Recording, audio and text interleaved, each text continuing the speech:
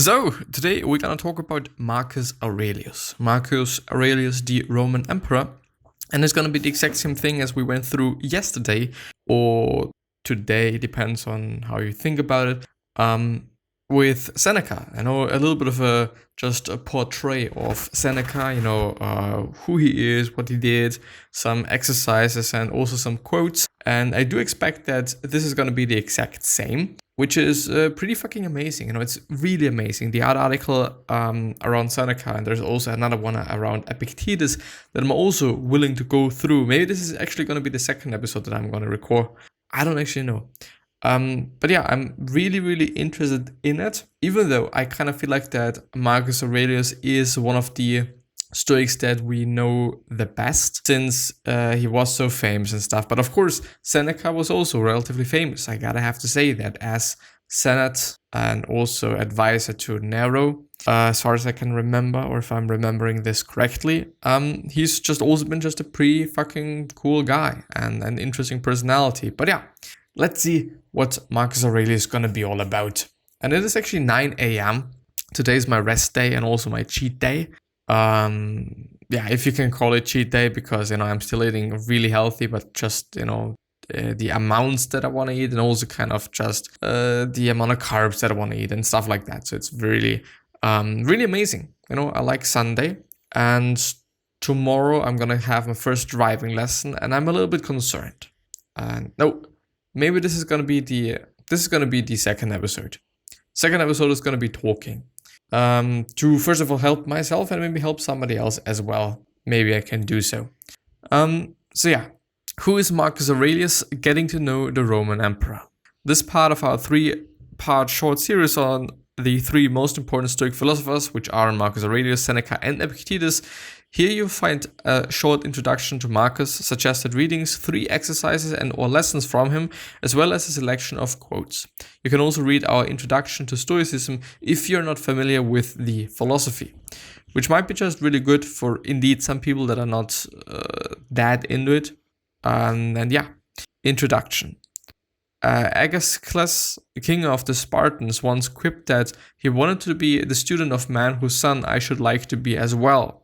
It is a critical consideration we need to make in our search for role models. Stoicism is no exception. Before we begin our studies, we need to ask ourselves, who are the people that follow these precepts? Who can I point out as an example? And am I proud to look up to this person? Do I want to be more like them? And Roman Emperor Marcus Aurelius, born nearly 2 millennia ago, from 121 to 180, is a leader and example who provides a resounding yes. Marcus Annius Verus was born in a prominent and established family, but nobody at the time would have predicted that he would one day be the emperor of the empire. There's little that is known of his childhood, but he was a serious young man who also enjoyed wrestling, boxing, and also hunting. Around his teenage years, the reigning emperor, and I'm sorry for pronouncing this so incorrectly probably, but yeah. Anyway, emperor at the time, Hadrian, was nearing death and was childless. He had to pick a successor, and after his first choice, Lucius Caeonius, died unexpectedly, he chose Antonius. He was a senator who was also childless and would have to adopt Marcus as per Hadrian's condition, as well as Caeonius' son, Lucius Verus. This is how Marcus' name changed to Marcus Aurelius Antonius. There we know. Once Hadrian died, it was clear that Marcus was next in line for the most important position in the empire. His education would become of serious concern, and he would have the privilege of studying under Herodotus Atticus, a theoretician from Athens. Marcus would later write his meditations in Greek, as well as Marcus Cornelius Fronto, his instructor in Latin, whose letters of correspondence with Marcus survive to this day. Marcus would also serve as a consul twice, thus receiving a valuable and practical education. In 161, as Antonius died and ended one of the longest reigns, Marcus became the emperor of the Roman Empire and ruled for nearly 2 decades until his death in 180. He also co-ruled in the beginning with Lucius Verus, his adopted brother, until Lucius' death 8 years later. His reign wasn't easy. Wars with the Persian Empire, the barbarian tribes menacing the empire on the northern border, the rise of Christianity, as well as the plague that left numerous dead. Marcus' death came in 180 in his military headquarters in modern-day Vienna. I didn't know that. Fuck, I didn't know that. Me as an Austrian didn't fucking know that. Fuck that. The historian Cassius Dio describes Marcus' attitude towards his son Commodus, who he made co-emperor a few years earlier and was now to succeed him. Marcus was not strong in body and was... Marcus was not strong in body and was involved in a multitude of troubles throughout practically his entire reign. But for my part, I admire him all the more for this very reason that amid unusual and extraordinary difficulties, he both survived himself and preserved the empire. Just one thing prevented him from being completely happy, namely that after rearing and educating his son in the best possible way, he was vastly disappointed in him. It is important to realize that the gravity of that position and the magnitude of power that Marcus possessed, he held one of, if not the most powerful position in the world at the time. If he chose to, nothing would be off limits. He could indulge and succumb to temptations. There was nobody that could restrain him from any of his wishes. There is a reason, the adage, that power absolutely corresponds has been repeated throughout history. It unfortunately tends to be true, and yet, as the essayist Matthew Arnold remarked, Marcus proved himself worthy of the position he was in. And it was not only him who offered that verdict. The famous historian Edward Gibbon wrote that under Marcus, the last of the 5 good emperors, the Roman Empire was governed by absolute power under the guidance of wisdom and fortune. The guidance of wisdom and fortune, that's what separates Marcus from the majority of past and present world leaders. Just think of the diary that he left behind, which is now known as his Meditations, which we discussed below. The private thoughts of the most powerful man in the world, admonishing himself on how to be more virtuous, more just, more immune to temptation, and also wiser.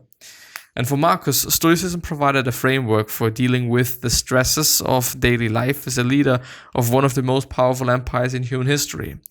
It is not surprising he wrote his Meditations in the last decade of his life, while on campaigning against foreign invaders. Passed down from his mentors and teachers, Marcus embraced the studies of Stoicism, which we see in him thanking his teacher Rusticus for introducing him to Stoicism and Epictetus inside Meditations. Another influence on Marcus came from Heraclitus, whose concepts we can see throughout Meditations and who had a strong influence on Stoic thought. Given the literary world at the time, Marcus was mostly likely not exposed to Seneca, another one of the 3 most prominent Stoics. Which is pretty interesting though. I know I gotta have to say that, just also because I really love Seneca. What is tragic about Marcus, as one scholar wrote, is how his philosophy, which is about self-restraint, duty, and respect for others, was so abjectly abandoned by the imperial line he anointed on his death. Now it is on us to pick it back up. Notable works and suggested readings. Marcus' Meditations is perhaps the only document of its kind ever made.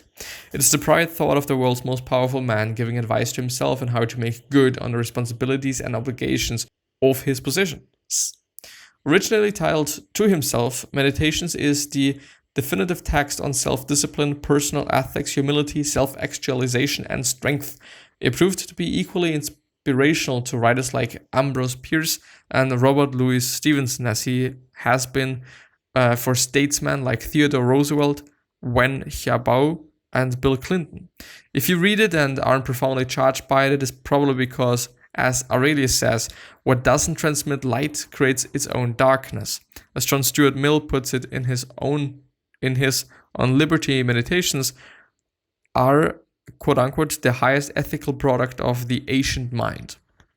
It is important to remind ourselves that we are lucky to have access to these. As Gregory Hayes explains, for centuries traces of it was lost until the beginning of the 10th century.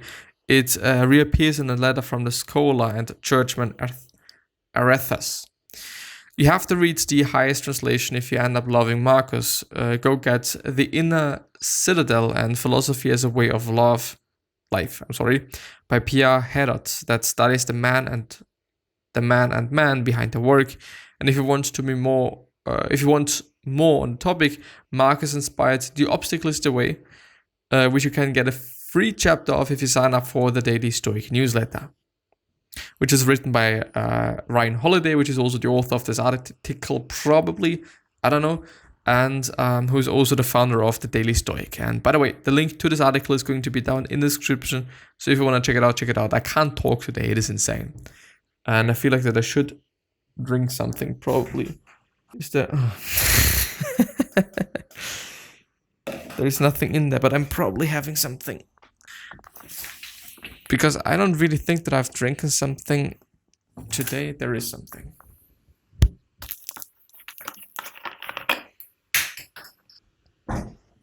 You know what the funny thing is?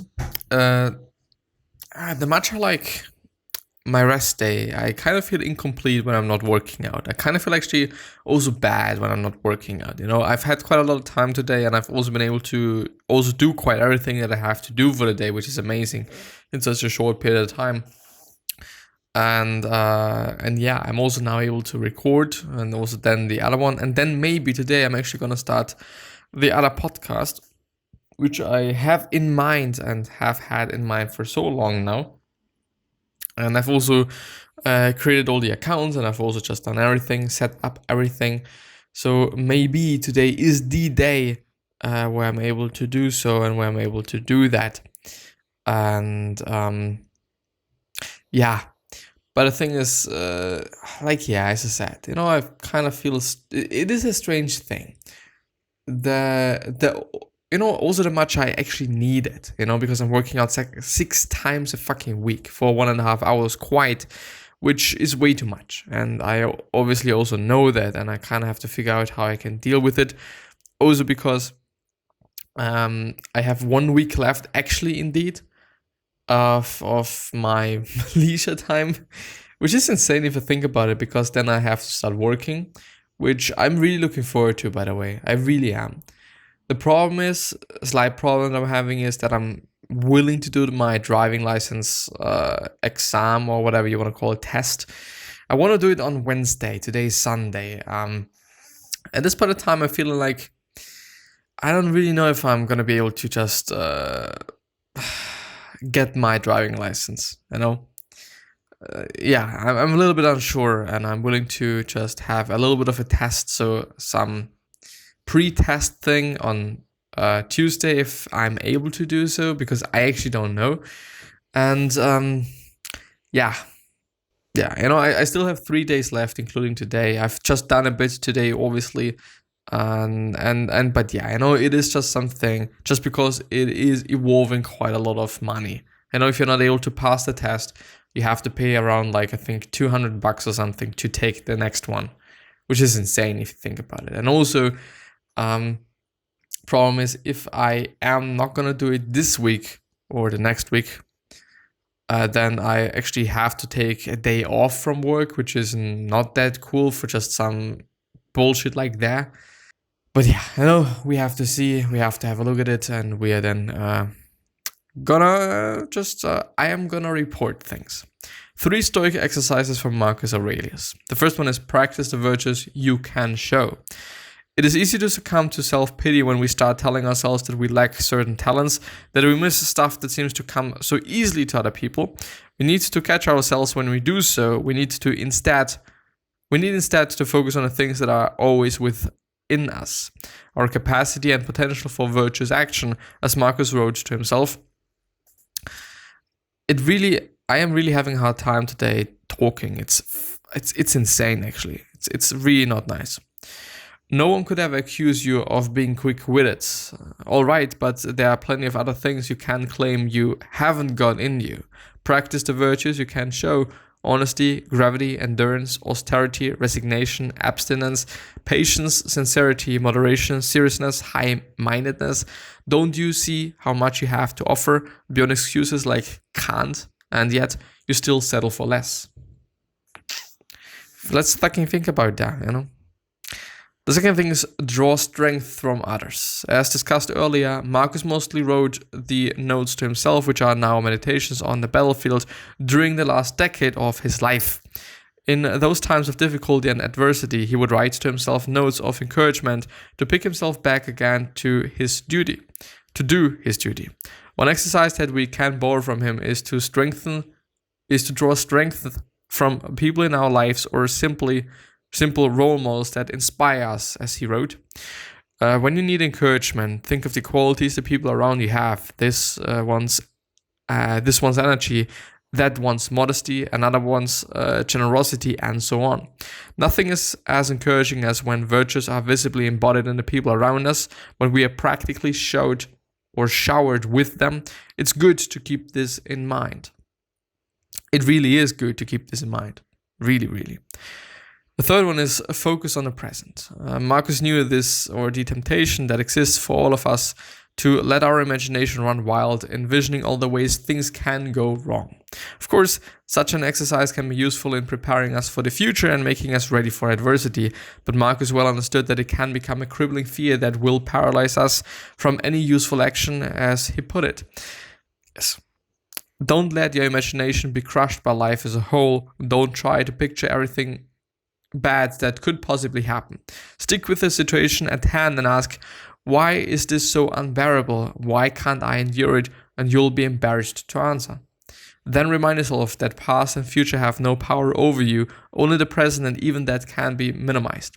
Just mark off its limits, and if your mind tries to claim that it can't hold out against that, well then, heap shame upon it.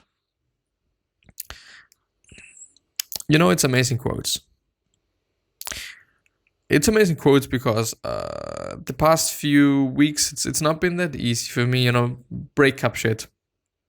And I think everybody can relate to that a little bit. And Stoicism actually really helped me, I guess. And especially amor fati, just love, faith. Whatever it is what it is. And whatever life you're in, and whatever position you're in, whatever situation you're in, it is what it is, and you can do things about it. Like, it is not like you're just unable to do whatever, but also don't cripple yourself. And it is something that I've really had to deal with actually for quite some time. Always when there's something very, very special that is coming up in my life, I'm always like very anxious that something is going to happen, that I'm going to get ill, and that some other shit happens. And I've always had to struggle with that. And yeah, but I think, I really have to think about just getting a tattoo of amor fati or another quote, or just some jewelry, because I indeed like jewelry, and it feels like that this would actually be quite useful for me.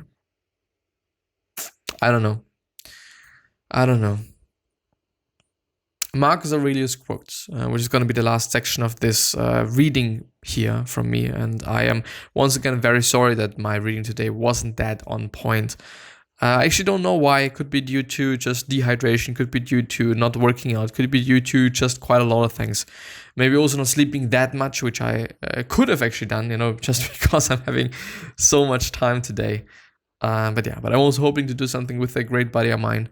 I'm looking forward to that. And tomorrow, first driving lesson. But I gotta have to deal with working out. Because when I think about it, I just really don't want to. I don't want to work out tomorrow. I really don't want to. And it is almost like just not fear, but like really feeling bad about that. And there shouldn't be. It really shouldn't be. I have to change something. But the problem is, I'm in really good shape at this point in time, and I don't want to lose everything. So yeah. I don't know. Marcus Aurelius quotes. Yes, you can, if you do everything as if it were the last thing you were doing in your life, and stop being aimless, stop letting your emotions override what your mind tells you, stop being hypercritical, self-centered, and irritable. At dawn, when you have trouble getting out of bed, tell yourself, I have to go to work. As a human being, what do I have to complain of if I'm going to do what I was born for, the things I was brought into the world to do? Or is this what I was created for, the huddle under the blankets and stay warm? Well, probably not. This is probably not what we are supposed to be doing. When you wake up in the morning, tell yourself, the people I deal with today will be meddling, ungrateful, arrogant, dishonest, jealous, and surely they are like this because they can't tell good from evil.